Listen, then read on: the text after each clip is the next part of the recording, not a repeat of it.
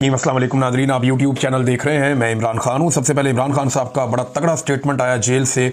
आसिम मुनीर साहब को उन्होंने मुखातिब किया। अपने स्टेटमेंट के आगाज़ में ही अलीमा खानम ये पैगाम बाहर लेकर आई, क्योंकि अलीमा खानम के अलावा जब ये पैगाम बाहर आता है तो इस शिद्दत के साथ नहीं आता।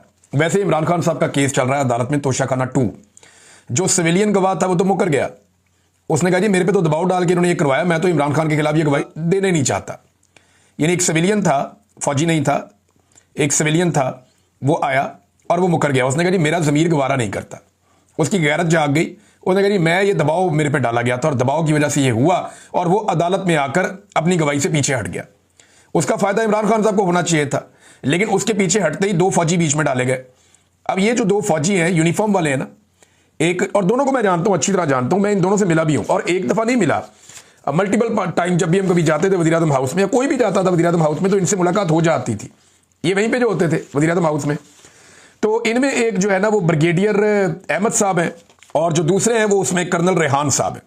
अच्छा, इन दोनों से हमारी मुलाकातें होती रही हैं। जब आखिरी दिन था ना इमरान खान साहब का प्राइम मिनिस्टर हाउस में, 9 और 10 की दरमियानी शब, उस रात को हम वहाँ पे गए थे इमरान खान साहब के बुलाने पर, और सबसे आखिर में मैं वहाँ से निकला था।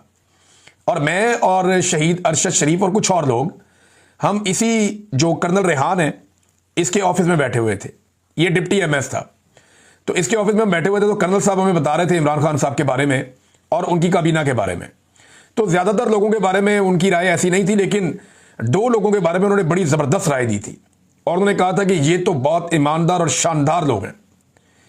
एक उन्होंने इमरान खान के बारे में, और एक उन्होंने मुराद सईद के बारे में कहा था।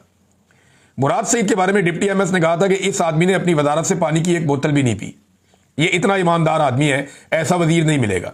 ये कर्नल रेहान ने कहा था।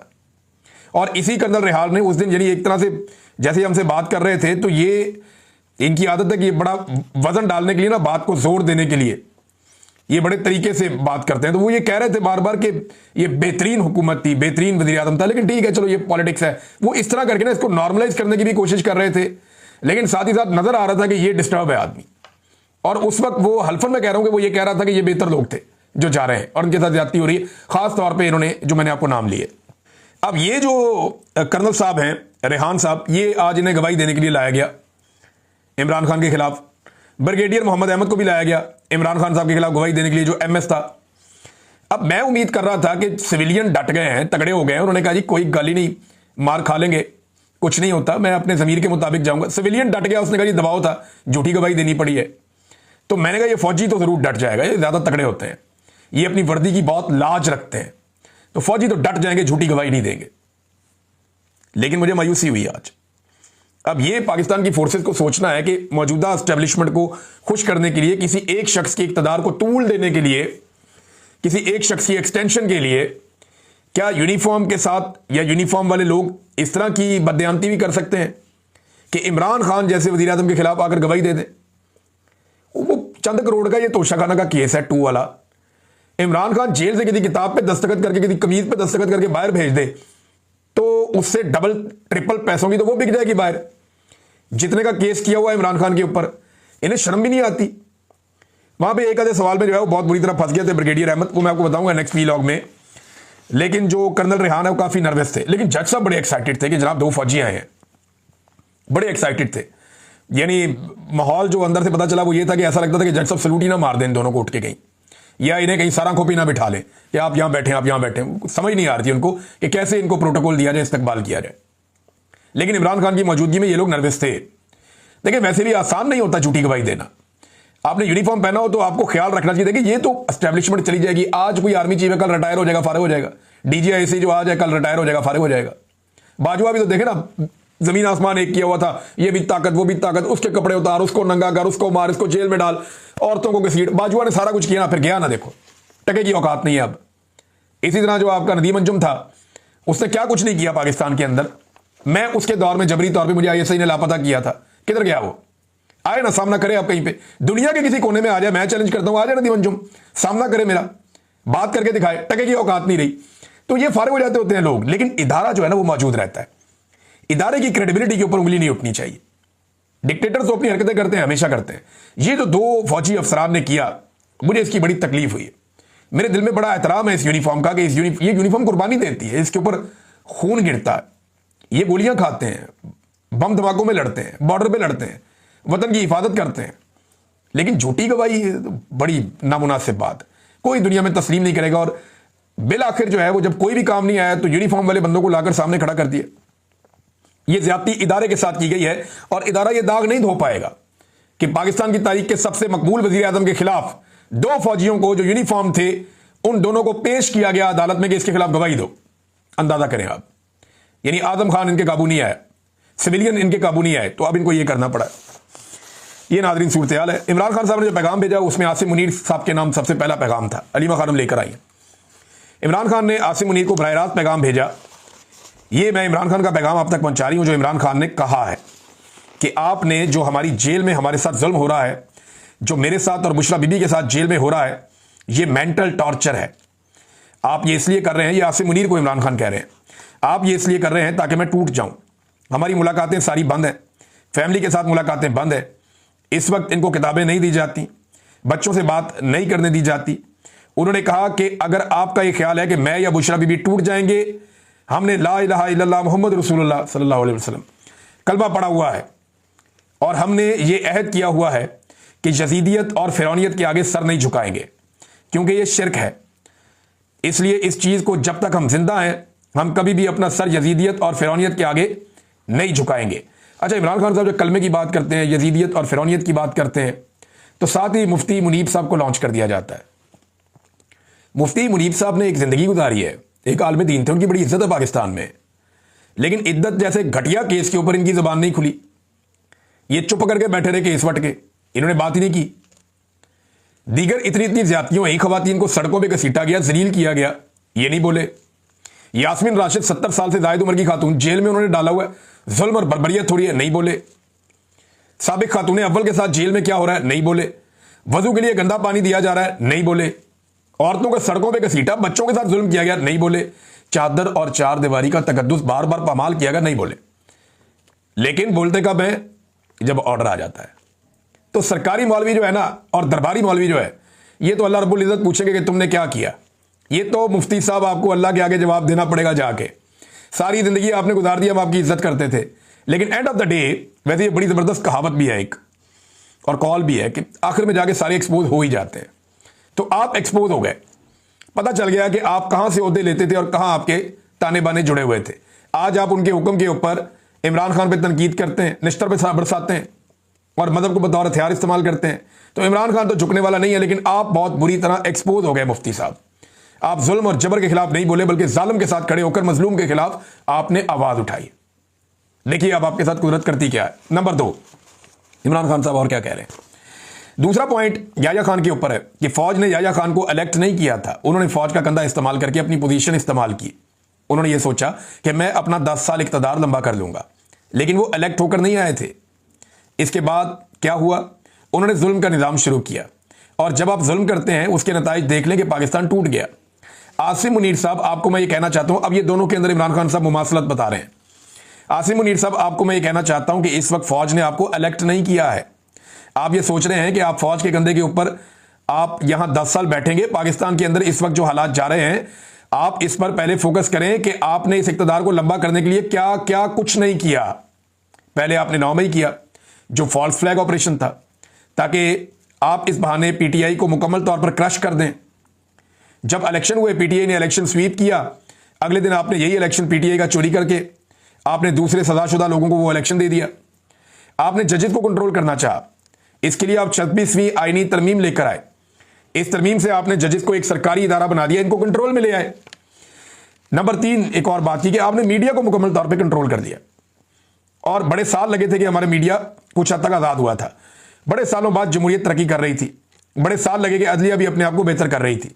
आपने इन तीनों चीज़ों को, यानी रूल ऑफ लॉ, जमहूरियत, इंसानों के साथ रवैया, जुल्म की जो दास्तानें जो खुली हुई हैं जब से 9 मई हुआ वो सबके सामने है, ये सारे तबाह हो गए। नंबर 4, इमरान खान साहब ने कहा कि सबसे बड़ी चीज़ इस वक्त पाकिस्तान में सबसे कम इन्वेस्टमेंट आई है। पाकिस्तानी तारीख में इन्वेस्टमेंट इन्हीं वजूहात की वजह से कम हो गई है। इसका नतीजा ये हुआ कि आज आपके 45% लोग गुर्बत की लकीर से नीचे चले गए हैं। ये तो खान साहब पिछली रिपोर्ट बता रहे हैं ना, अब नई रिपोर्ट आई ना सैलाब के बाद तो पता चलेगा कि ये लोग 50% से भी बढ़ गए हैं, जो पाकिस्तान में इस वक्त गुर्बत का इंडेक्स है।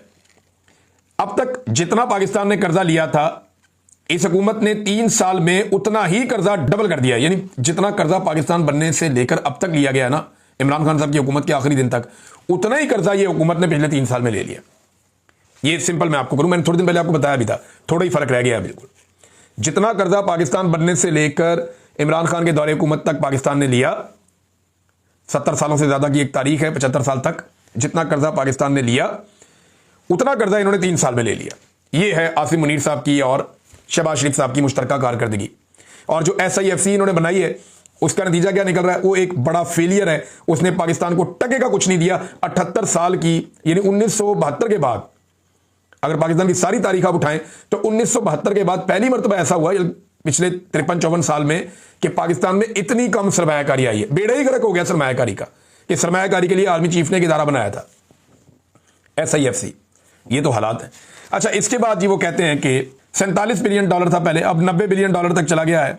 आपने इस कौम को दुगना कर्जा करके मकरूज कर दिया है। अच्छा जी, एक और सबसे आम पॉइंट अफगानिस्तान का है। चौथी या 5वीं दफा ये मैंने कहकर भेजा है कि सबसे पहले आपने अफगानिस्तान को धमकियां दी, उसके बाद यहां जो अफगानी थे उनको धक्के देकर पाकिस्तान से निकाला गया। वो 3-3 नस्लों से यहां बैठे हुए थे, उनको धक्के देकर निकाला गया। फिर आपने वहां बमबारी की। आप ये चाहते थे कि वहां से पाकिस्तान के ऊपर हमला हो और आप ये कह सकें कि हमारे पाकिस्तान में दहशतगर्दी हो रही है। और जो एंटी तालिबान है वो आप इनको बता सकें कि आप हैं वो मुजाहिद जो दहशतगर्दी के खिलाफ जंग लड़ रहे हैं। इमरान खान ने कहा है कि देखें, एक प्रेडिक्शन मैंने इलेक्शन से पहले की थी। ये इमरान खान साहब एक पेशन गोई भी उन्होंने की आज, और ये बड़ी खौफनाक पेशन गोई है।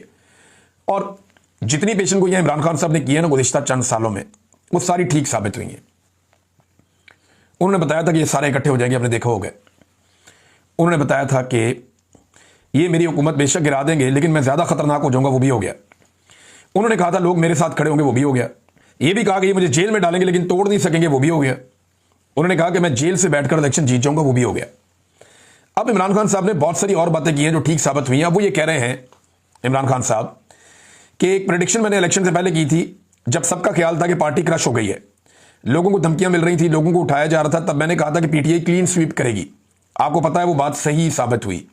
अब मैं अगली पेशन गोई करने जा रहा हूं और आपको यह बता देना चाहता हूं, अब वो वक्त बहुत जल्दी से आ गया है और आ रहा है, जिस वक्त पाकिस्तान में इन सारी वजूहात की वजह से, इस जुल्म के निज़ाम की वजह से, मईशत की तबाही की वजह से और नाइंसाफ़ी की वजह से हालात तेज़ी से उस तरफ जा रहे हैं जहां ये पाकिस्तान में वही हाल होगा जो श्रीलंका, बांग्लादेश और नेपाल में हुआ।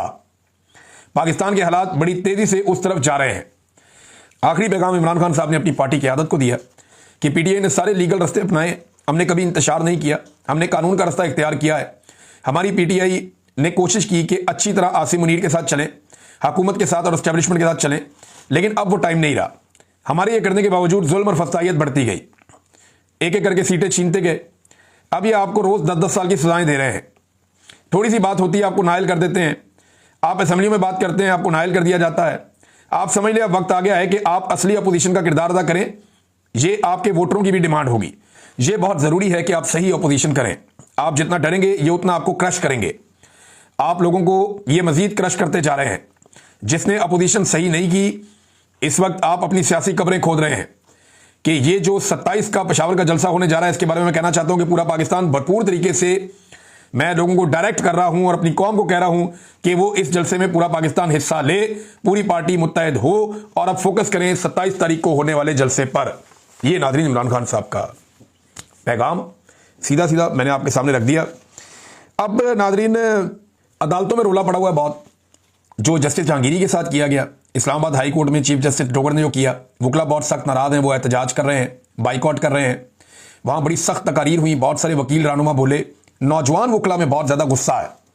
अब मारूम बलोच की तरह इमाम मदारी को भी जेल में डालने की धमकियां दी जा रही हैं और बाकायदा सोशल मीडिया पे धमकियां दिलवाई जा रही हैं। तो इमाम मदारी ने कहा जी रियासत जो कुछ भी इस वक्त हो रहा है उसके ऊपर उन्होंने अपनी आवाज उठाई और अस्करी अदालतों के बाइकआउट के ऊपर उन्होंने जोर दिया। उन्होंने कहा जी ताले लगाने पड़ेंगे, सड़कों पर आना पड़ेगा, अब कोई रास्ता बच्चा नहीं है, ये कुछ थानेदार या बदमाश है कि मैं पकड़ लूंगा। ये उन्होंने बात उठाई दोबारा। Chief marshal administrator justice Dogar, ये जनाब उनका जो करेक्टर है उसको ऐसे पोर्ट्रे किया ईमान मजारी साहबा ने, बहुत दलेर खातून है और हक के लिए खड़ी है, जैसे मारंग बलोच खड़ी है। तो जिस तरह मारंग बलोच को धमकियां दी जाती हैं, वैसे ही अब या उन्हें गिरफ्तार किया गया, वैसे ही अब ईमान मजारी को भी गिरफ्तारी की धमकियां दी जा रही है। लेकिन एक बात याद रखिएगा, रियासत जो गिरे इस वक्त अपने हाथों से लगा रही है ना, ये दांतों से भी नहीं खुलनी बाद में। जो ये हरकतें कर रही है, ये दाग इनके ऊपर लगे रहेंगे, ये साफ नहीं होंगे जब तक कि ये जो मुजरिम है इस वक्त एस्टेब्लिशमेंट में, ये सारे कटहरे में नहीं आते, तब तक ये दाग नहीं धुलने वाले। अच्छा नाज़रीन, एक और खबर है, तिजारती खसारा पाकिस्तान का बढ़ गया है। और खबर यह है कि ये जो अगस्त का महीना अभी गुजरा है, इस महीने में $2 अरब से जायद का पाकिस्तान को बरामदात में, यानी पाकिस्तान की जो बरामदात है उसमें कमी हो गई है ना, 10% मजीद कमी हो गई। तो हमारा जो तजारती खसारा है वो $2 अरब से जायद हो गया अगस्त के महीने में। तो SIFC किधर है? सफ़ेद हाथी है, कोई टके का काम नहीं किया। ना पाकिस्तान में सरमायाकारी आ रही है, ना हमारी एक्सपोर्ट्स के अंदर इजाफा हो रहा है, ना हमारी सयाहत बेहतर हो रही है, ना हमारा अमन व अमान बेहतर हो रहा है। हम सिर्फ अपने घर का सामान बेच रहे हैं, हम सिर्फ अपनी मादनियात बेच रहे हैं, हम अपने घर में पड़ी हुई कीमती चीज़ें, अपने जेवरात जो है वो उठाकर बेच रहे हैं कि किसी तरह अगले वक्त का खाना हम खा लें। ये हमारी एस्टेब्लिशमेंट और हुकूमत हमारे साथ कर रही है। कोई डेवलपमेंट पाकिस्तान में नहीं हो रही। ये स्टेट में मैं आपको बता रहा हूं कि कोई किसी किस्म की डेवलपमेंट नहीं हो रही। और जिन तोहफों को लाकर मुसल्लत किया है, उनकी बातें आप सुने तो बंदा कानों को हाथ लगाता है। सैलाब मुतासरीन के नाम के ऊपर जो घटिया सियासत इस वक्त पंजाब की हुकूमत ने की है, तारीख में इसकी कोई एग्जाम्पल नहीं मिलती। अगर आप वहां जाएं, क्योंकि हमारी बहुत सारी टीमें वहां काम कर रही हैं, कायदे आजम खैमा बस्तियां हमने लगाई हुई हैं, 5वीं बस्ती आज कायम हो गई है। और एक एक बस्ती में 250-300 तक भी खैमे हैं। एक जो है वो बहुत बड़ी बस्ती भी लगाई है, वहां पे हमारे नौजवानों ने। मेडिकल कैंप्स लग रहे हैं, वहां काम चल रहा है। आज अद्वियात की खेप जा रही है, साथ जो है कश्तियां हैं वो भी चल रही हैं, पानी के अंदर रेस्क्यू का काम भी नौजवान कर रहे हैं। तो सवाल ये है कि बजाय इसके कि ये लोग काम करते हैं, इनके पास तो बहुत वसाइल थे, ये सियासत कर रहे हैं, हर जगह जाते हैं, लोगों को तकलीफ देते हैं। अब मरियम नवाज का स्टेटमेंट आप देखें, उन्होंने इमरान खान पर इल्जाम लगा दिया कि जनाब इनका वज़ीर आज़म क्या करता था कि जब सैलाब आ गया तो फिजाई दौरा किया, हेलीकॉप्टर में बैठा, फिजाई दौरा किया और ऐनक लगाकर कहता है ओ हो ये तो बहुत बड़ा सैलाब आ गया। और बेवकूफ़ो और टिकटॉकर्स, खुदा का नाम लो, इमरान खान के दौर में सैलाब आए ही नहीं। इमरान खान 2018 में पाकिस्तान का वज़ीर आज़म बना और अप्रैल 2022 में इमरान खान सब फारिग हो गए। इस बीच में सैलाब ही नहीं आया। सिर्फ एक कुदरती आफत आई थी जिसे कोरोना कहते हैं, और पूरी दुनिया ने तस्लीम किया कि इस आदमी ने कोरोना का जो मुकाबला किया वो दुनिया में कोई नहीं कर सका। शानदार मुकाबला किया, जबरदस्त हिकमत अमली इमरान खान ने बनाई। एक आफत आई जिसका उसने मुकाबला किया, और वो आफत भी ये सैलाब से बहुत बड़ी थी, बड़ी खौफनाक थी। उसने मुकाबला किया और जीत के दिखाया। उसके दौर में तो सैलाब आया ही नहीं, तो उसने कहां पे सैलाबी दौरा कर दिया, हवा में जाके ऊपर फजाई दौरा कर दिया और काली ऐनक लगा के वो होगा। इनके आसाब पे इमरान खान सवार है, बाप के आसाब पे, बेटी के आसाब पे, चाचा के आसाब, इनकी नस्लों के आसाब के ऊपर इमरान खान सवार है, उससे बाहर निकल ही नहीं सकते। और हाँ, एक और चीज़ वो मैं आपको अगले वीलॉग में बताऊंगा। ये लंदन में गेम डालने की तैयारी कर रहे हैं और आजकल बड़े इन्विटेशन भेजे जा रहे हैं। ये सारा कुछ आपको नेक्स्ट वीलॉग में बताता हूं कि इनके साथ होना क्या और ये कर क्या रहे हैं। अब तक के लिए इतने, अपना ख्याल रखिएगा, अपने